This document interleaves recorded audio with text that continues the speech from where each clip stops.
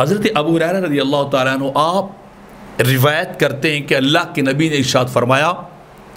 کہ کسی بھی مسلمان کی سب سے بڑی خوبی یہ ہے کہ وہ فضول چیزوں کو ترک کر دیتا ہے،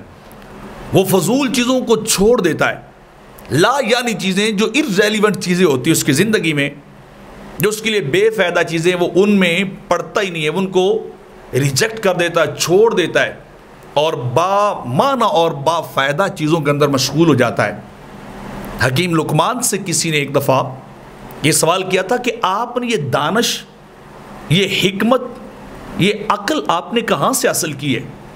آپ اتنے دانش مند کیسے ہو گئے؟ تو انہوں نے وہ کوزے کے اندر سمندر کو بند کر دے صرف 3 کلمات کہہ کر۔ حکیم لقمان نے فرمایا کہ پہلی بات یہ کہ میں ہمیشہ گفتگو سچی کرتا ہوں، میں جھوٹ نہیں بولتا، میں کذب سے کام نہیں لیتا،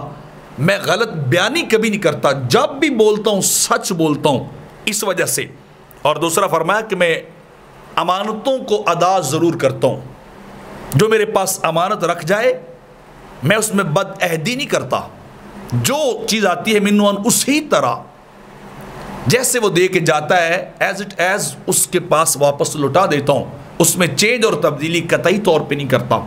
اور تیسری بات حکیم لقمان نے جو فرمائی کہ مجھے دانش اور حکمت کیسے حاصل ہوئی، تو نے کہا کہ میں فضول گفتگو کبھی نہیں کرتا، اجتناب کرتا ہوں، جو میری فائدے کی چیز اتنا بول لیتا ہوں، اور جو فائدے کی چیز نہ اس کو چھوڑ دیتا ہوں، اس سے دور چلا جاتا ہوں۔ تو ان 3 وجہ سے کہ میں گفتگو ہمیشہ درست کرتا ہوں، سچ بولتا ہوں، امانتوں کو ادا کرتا ہوں، اور تیسرا فضول باتوں اور فضول کلمات سے اپنے آپ کو بچاتا ہوں، اس وجہ سے اللہ نے مجھے دانشمند اور دانشور بنا دیا ہے۔